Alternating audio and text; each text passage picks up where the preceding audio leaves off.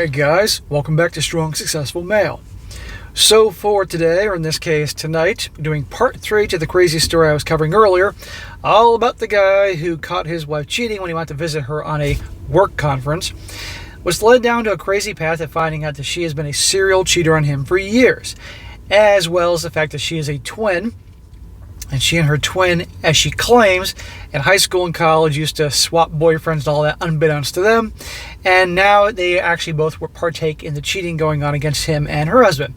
And he had his wife call her twin's husband, telling about the cheating, all that. And it ended where 2 o'clock in the morning, some mystery person, gee, who could that be, is pounding on their door, demanding to be let in. And we are going to see who that is and how this whole thing concludes here, because this just doesn't get, it's just getting crazier and crazier. It says, it was Karen carrying an overnight bag. I opened the door and let her in. She dropped the bag and rushed at Ellie. You actually let her in. Maybe he just wanted to just see what she would do. Probably beat the crap out of her sister and watch this, but of course it's her freaking out. Karen was furious. She started yelling at Ellie, asking how she could do this to her. Her husband threw her out. He was divorcing her. She slapped Ellie and grabbed Ellie's hair, pulling her down on the floor. She got on top of Ellie, and Ellie and Karen started pulling each other's hair, both hands screaming at each other and rolling around the floor. And I've heard of cat fights, but I've never seen, twin sisters doing a cat fight. This would be pretty freaking funny to watch. Not to mention 2 o'clock in the morning. I thought this was fun, so I watched for a bit. I would too. After a while, I pulled Karen and Ellie apart. Karen continued to curse at Ellie. Ellie was crying, repeating, "I'm sorry, I'm sorry." Ellie said she had no choice. I made her do it. Karen looked at me and said, "That's right, I made Ellie tell her husband. Sluts stick together, husbands have to as well." That's a good line. Karen dropped to the floor crying, of course. What was she going to do now? Karen's husband said he was going to divorce her and ask for full custody of the kids. He threw her out. She had nowhere to go. I'm sure she could find a freaking motel 2 o'clock in the morning to go to. Ellie got down on the floor beside her and put her arm around Karen, trying to comfort her. They were both crying now. Good freaking Lord. Can you imagine these two little a-holes as small children? Ellie said, of course she could stay with us. Hang on a second here. We're divorcing. Your sister ain't staying with us. Ellie looked at me and said I wanted them both out of my house. Maybe they could get a place together so they can go F twins and F guys together whenever they wanted to. Karen started crying even harder. Ellie said Ellie is not leaving, and her sister had no place to go. It's Ellie's house too. Karen ended up in the other spare bedroom. I saw my attorney the next day on Wednesday. Oh, your attorney's in for a handful here. He seemed okay, seemed to know what he was doing. Well, I fucking hope so. I brought our financial stuff. We owned the townhouse jointly. The 2 cars jointly. We had a joint brokerage account and joint checking account as well. Smack! You never have a joint account with your wife for those things. You can have your personal account that's your name, her account that's her name, and maybe a joint account for a little bit of money to pay the mutual bills every month, but no joint brokerage, no joint saving. That's a bad idea. As you're going to see. Ellie and my income were basically the same. I didn't have any equity in my father's business. I was just an employee. He said it looked pretty simple. We'd split 50-50, no kids. We would end up selling the townhouse unless one of us could buy the other out. Since our salaries are about the same, there should be no alimony. Well, thank the Lord for that. He told me that to get her lawyer's info, and he'd call her lawyer to see what they wanted to do. I told him she's refusing to divorce. He said that wasn't uncommon, but she'd probably come around eventually. They all do. There's no hurry. I told him I asked her to leave, but she refuses to. He said there was no way to force her to leave. Don't touch her or threaten her. Yeah, it's half her house. So, yeah, she's not leaving. So he's stuck there with her for, obviously, until this thing plays out whatever way it does. I asked if I could throw out her sister Karen. I explained that Karen had come banging on the door after her husband threw her out. He reiterated that I can't touch her or threaten her. But Ellie owned the house too, and I just had to try to convince them both to leave. There isn't a snowball's chance in hell that's going to happen. I told him what I'd done in Santa Fe, taking her clothes and wallet. He chuckled but told me I shouldn't have done that. Ellie could charge me with unlawful imprisonment, but that would be charged in New Mexico. It was iffy, and it would mean her flying back to Santa Fe to file the charges, and I shouldn't be too concerned. This is the girl that flew on a plane with a fake ID, amongst many other things. She has her own issues to deal with. I wasn't worried about Ellie filing charges against me. Ellie flew back here using her sister's ID. There you go. Buying a ticket and boarding a plane using someone else's ID is a serious crime. And I have proof that's what Ellie did. I'd taken her ticket with her sister's name on it out of Ellie's pants when she'd gotten in the shower that last night. It'd be easy to prove what Ellie had done. She can go to jail, and she'd certainly lose her law license. Karen, Ellie's sister, was also liable since it was her ID, and she participated knowingly. I thought about telling my lawyer that Ellie had used her sister's ID to board a plane, but thought better of it. An attorney is an officer of the court. I didn't know if he was required to report Ellie and Karen's crimes. I didn't want him to know excuse me. I didn't want him to do that now. I'd say that for later if things got sticky to the divorce. I'll expose them when the time was right. I'm sure plenty of lawyers out there know what other lawyers are up to and not so good things, and they keep them quiet. So I have no idea if he's required to do that, let alone if he would. He told me the first step was to get Ellie to get an attorney so they could begin to hash out a settlement. He also told me to get an STD test. I told him I already had an appointment. I left and didn't, telling him I would be in touch. Good idea, get the test. He says, by the way, SSM, I got the test back a few days ago. I was clear, no STD. Good. Of all the shit you've been through, at least that's, not a problem. I still would be washing my you-know-what probably extra hard for a while, dumping Listerine and any other kind of a bacteria-killing item down there without burning my you-know-what off. After I left the attorney's office, I called my dad and told him I was coming by his place. My father occasionally came into work, but I was running his company 99% of the time. With some help from friends, I'd eventually inherit the company. With help from him, I would eventually inherit the company. When I got to his house, I told him I was divorcing Ellie and why. He smiled a sad smile and said, like father, like son. We both know how to pick 'em. My parents were divorced when I was about 7 years old. I lived with my mom, and when I asked her why Dad wasn't living with us anymore, she'd tell me that although she still loved him, my father didn't love her anymore. That's quite a way to put it, Mom. I asked her why not, and she said she had not been a very good wife. My father confirmed to me now that he'd caught her cheating with a neighbor and divorced her. There was no chance in hell my father would have ever taken a cheater back. Once a cheater, always a cheater. I should understand that dealing with Ellie. Exactly, brother. My father told me that he'd been following a channel on YouTube for the past year or so called SSM. He told me to just put SSM in the search on YouTube. I should start watching the videos. Shout out to your dad for recommending me. They would help me get through this. He also said there was nothing like this when he and my mother split. He wished there had been. Anyway, he told me to watch the videos. They would help with the advice and information. I began watching them, and when I got home that night, they had been a big help. I also decided to take my father's advice and write up my experience. It might help me get through this, and by sending this to SSM, it might help others. I also need some advice, and the SSM community might give me a good advice. I do hope so. Well, brother, we are here for you, and even though this is written in a way that can make a lot of us think it was bullshit, and I'm still giving you the benefit of the doubt because this is written that well, like a story. God, some of these things could be screenplays for Netflix.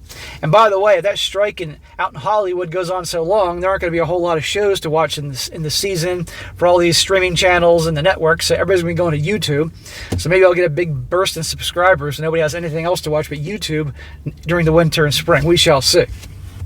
But bro, we are here to help you. My father on YouTube, almost as shocking as finding out my mother was a cheat. Anyway. I went to work, and when I got home, Ellie was already there. She made dinner unusual for her. That's the least she can do at this point, unless she's trying to poison you. We usually get takeout or went out to dinner. Karen was still there, helping with dinner.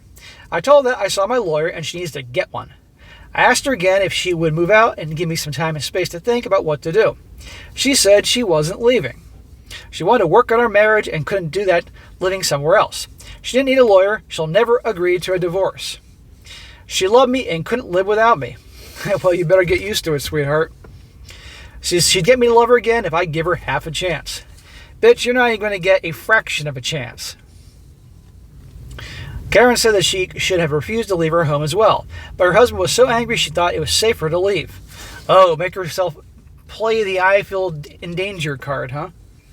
She thought he might hit her. She never seen him like this. He'd always been gentle and kind.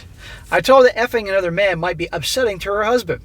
She should have thought of him and his feelings instead of cheating on him, and Karen didn't respond. Yeah, anyway, she's like, me? Do something wrong? Ellie and I both worked during the day, so it was just evenings and weekends I had to deal with her and Karen. Karen said she and her husband had been talking, more him yelling at her and her listening to him yell, continuously apologizing to him. They had kids, so he couldn't ignore her. Maybe Karen will convince her husband to take her back, and that would solve one of my problems. No, you're not helping your fellow men out there by trying to get rid of her to have her go back to him, make his life a living hell. I spent more time at the gym, riding my bike and hanging out with my friends. Good. Exercise. You need it to make yourself feel better and hang out with your bros. Ellie continued to go to the gym, but never on weekends anymore. She also switched her workouts to before work instead of after work. She couldn't be late for work, so I guess she wanted to show me no more hookups. Otherwise, she was always at home waiting for me with a big smile and dinner. Something to show that she wanted to take care of me. What a good wife she was now. And the Oscar goes to Ellie for the biggest bullshitter on planet Earth. Karen helped with the chores as well, cooking and cleaning. Mostly she sat around and waited for her husband to call her. Does she have a fucking job? Her husband agreed to let her see the kids some weekend days, evenings and on Saturdays. I was always happy when she was out of my house. I continued to press Ellie to get an attorney, and she continued to refuse. Dude, she is going to dig her heels in until the end of the earth. End of time. I asked my attorney what to do. He said draft a settlement agreement and serve her. That might get her moving. She really needed a lawyer. He served her at work. When she came home that night, she said it probably wasn't a good idea to serve her at work, but it didn't matter. She wasn't signing anything. She'd stay until we were both in our 80s. My lawyer told me there was no hurry, continue to work on her. We didn't want a judge making decisions for us unless that was the only option left. Oh, hell no. You don't want her in front of some male judge who is a freaking idiot and would listen to all her waterworks and I tried to make it work and I'm so sorry and everything out of the Hobag handbook, and him give her a favorable decision. He said having a judge decide was a last resort. That's what I'm talking about. So Ellie, Karen, and I lived together as roommates. One Saturday, when Karen was with her kids, Ellie showed me some pink panties. She told me she bought them just for me. She modeled them for me, wearing only the panties. I'd be like, bitch, get out. She said she didn't buy the matching bra because she knew how much I liked her boobs. Did I want to take off the panties to get a better look? I declined. She took them off and tossed them to me. She twirled around and asked me what she could do for me. She'd do anything I asked. I didn't have to do anything. She'd do all the work.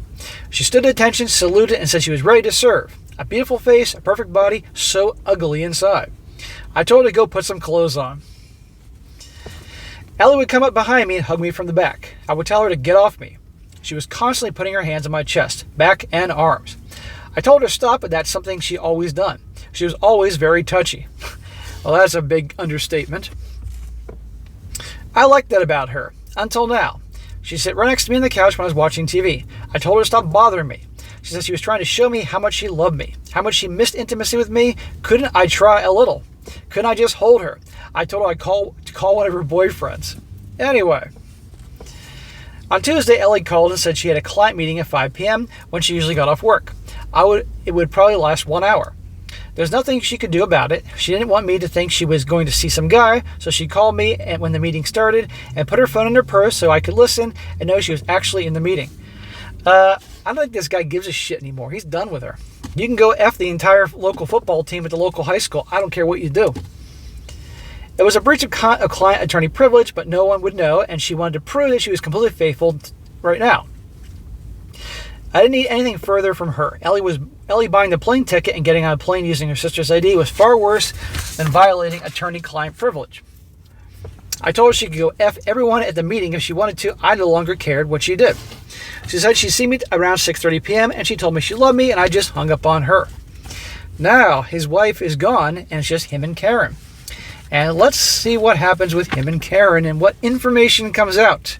We're coming up to the grand finale here, guys, and I'm sure you guys will have seen this one coming a mile away. I'm sure you're all speculating at home. What's going on with Karen? Karen and I have been alone a couple times since she moved in, but this was the longest we've been alone together. I knew there was more than Ellie had told me, and I thought it might be interesting to find out more about Karen and Ellie's exploits. Karen was cooking in the kitchen, so I joined her there. I said that Ellie told me that I had slept with her unknowingly while Ellie had slept with Karen's husband, also unknowingly. By the way, this was never said. He's saying this on purpose to see what Karen says. Karen looked at me alarmed for a few seconds and said she didn't know what I was talking about. I told her Ellie confessed they both switched boyfriends without the boyfriends knowing it throughout high school and college. I said Ellie had also confessed that they also did that with each other's husbands a few times. I said Ellie didn't remember how many times Karen and I slept together. Did Karen remember? I told Karen not to worry about her husband finding out. I told Ellie she didn't have to tell Karen's husband about the husband trading when she called him. Karen turned beet red and glanced at me before going back to cutting a carrot. She didn't say anything for a while. I thought she wouldn't answer. Finally, she said it was just a game. No one knew, so no one got hurt. She said they did it because it was risky and it made it really exciting. He tricked this dumb broad into admitting that she and Ellie would switch around and pretend to be each other, and so this dude not only was nailing his wife Ellie, but the other twin Karen, and vice versa. We all could see that coming a mile away, but still, this dumbass fell for it. I asked her how many times. She said it couldn't be more than a half a dozen times. She thought for a second and said maybe 10 or 12 times most over the years. She wasn't sure the exact number. He's been banging this girl multiple times, obviously before she got pregnant. And by the way, whose kid is that she has? I asked how they did it. Karen said Ellie would come by Karen's house or they'd meet at the gym after Ellie got off work. They'd switch clothes. Karen would arrive at my place in Ellie's work clothes and spend the night. Ellie would do the same with Karen's husband. Karen got up early the next morning, got dressed, and if she and Ellie were going to work, and drove home when her husband left work. They would switch clothes again, and Ellie went to work. She looked at me and said, "You guys never knew. Nobody got hurt." Bull freaking shit. Now, I'm sure some of you guys watching this are thinking, okay, what do they look like? Is she hot? I asked when it stopped and why. She said it stopped when she began showing her first child. If I'm this guy, I'm thinking, holy shit, is this my child? It became obvious who was who. After her first child, she changed her hair color and she had more of a mom body, except for their faces. She and Ellie weren't interchangeable anymore. I said, Ellie said you used to compare notes about the sex with the guys you both slept with. I asked Karen how I was. Karen said I was pretty good, but not as good as her husband. But if she didn't enjoy it with me, she wouldn't have ended it. The reward had been worth the risk.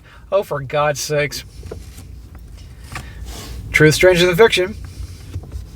I said, thanks for telling me. I told her Ellie had denied all this. I told her Ellie said she and Karen never switched husbands. Did she want to call her husband and tell him, or should I? She's going to explode. She looked at me stunned. She said if her husband knows about that, there would be no hope of them staying married. You don't deserve him. It looked like there was a chance of reconciliation. This would kill any chance. Please don't do this to her. Karen and her husband were on their way to working things out. No, you're not. In what reality do you think that's going to happen? I said her husband needed to know the truth. If she wasn't willing to tell him, I certainly would. Did Karen think it was better coming from her or me? She asked me to please don't do this. Her marriage wouldn't survive her husband knowing. I said, who knows, maybe her husband would appreciate her being honest with him for a change, and I asked, you or me? She didn't say anything, so I pulled out my phone. She said, okay, she'd tell him. It'd be better coming from her. She'd do it first thing in the morning. Oh, no. We're doing this right now, honey. I looked up her husband's phone number in the contacts and pressed his phone number. The phone started ringing, and she said, okay, please hang up. I did. She started crying and said she'd tell him now. And we were off for the waterworks. She got her phone out and called him. When he answered, she told him that she had something to tell him and he wasn't going to like. I have had women tell me that. I gotta tell you something, you're not gonna be like, don't be mad at me. That type of shit. She loves him and was so sorry this happened. Because it was a mistake. Please forgive her. She wants to stay married and for their sake and the sake of the kids. Please don't get angry. Don't get mad at me. How many of you guys have heard that don't get mad at me thing, or don't be mad at me line? Karen paused for a bit listening to her husband. She then said that she and Ellie played a game over the years. They switched boyfriends without the boyfriends knowing. They also switched husbands a few times without their husbands knowing as well. I heard him yelling. She continued that she wanted to be completely honest with him. Yes, she had sex with me a few times while Ellie had sex with him. I could hear him yelling, and Karen was crying harder. Of course. When he stopped yelling, Karen told him she knew it was bad, but it was just a few times and they'd stopped it years ago. That she loved him. Please forgive her. She was really crying now, her head down, her chin almost touching her chest. She probably sounds like a Tuscan Raider, I bet, on the phone. And yet evidently hung up because she put her phone on her pocket. She left the kitchen without a word to go up to her bedroom. Karen's husband called me then. I answered and he asked how long I've known about this. I wondered if he thought I was part of their game. Knowingly sleeping with his wife while letting Ellie sleep with him. I told him I just found out. He asked when it started. I said I don't know for sure, but probably after they got married and Ellie and I started dating seriously. It stopped when Karen started showing with her first child. I asked him what he was going to do. He said this was the last straw. He's going to divorce her and take the kids. He was sorry that he stuck me with his wife, but if she was home, he was so angry he doesn't know what he would do. And I said that was okay. I was opening my home to all cheating wives. Any and all are welcome. Why stop with two when there are so many? Dude, your place is going to become like a shelter, a halfway house, a hoe house for all these different, I told him we were now brothers in arms. If he needed to talk, I was available anytime. He said thank you and told me the same. We agreed to keep in touch. Ellie arrived home around 6:30 p.m. and she saw the dinner half prepared and abandoned. She was concerned. Was Karen okay? You ought to be more concerned about me, sweetie. She was supposed to make dinner. I told her Karen was upstairs in her bedroom. She just confessed to her husband that she had sex with me while Ellie had sex with him without bothering to get our knowledge or permission. Ellie turned white. She asked how I found out. I told him Karen told me. I said that Ellie was still not being honest with me. She said she didn't admit it to me She said she didn't admit it to me when I asked because it was so horrible. It ended years ago. She only did it because Karen insisted. Oh, throw her sister under the bus. It's not my fault. I didn't want to do it, but Karen made me do it. It's like a big sister thing. Ellie asked me to please forgive her, that she loves me. I just went in the living room and turned on the TV. Maybe there's a game coming on. The game is what you've been in, my man, for 11 years.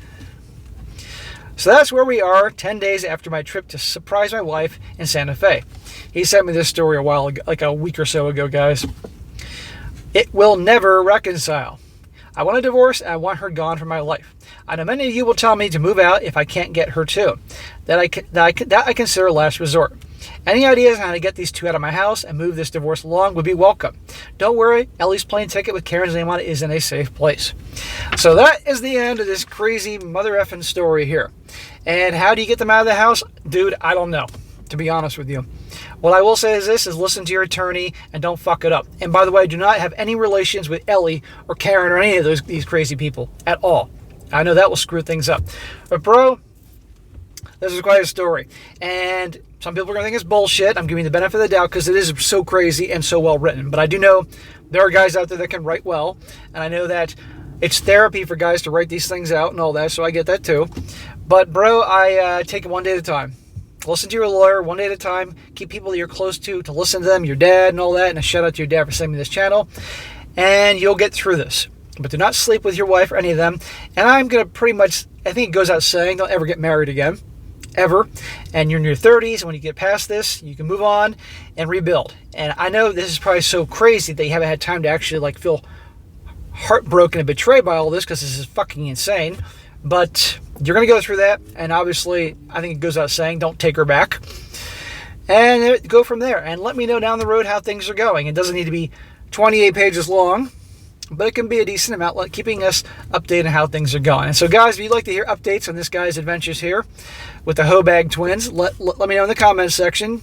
Let this guy know, and he'll definitely write in. So, dude, one day at a time, and I wish you the best. All right, guys, that is it for today. Be sure to comment down below know what you think about this. And, guys, of course, you got a great story, send it my way, strongsuccessfulmale@gmail.com. Just give me some time to get to it, and I will when I get the chance, and, of course, if it works.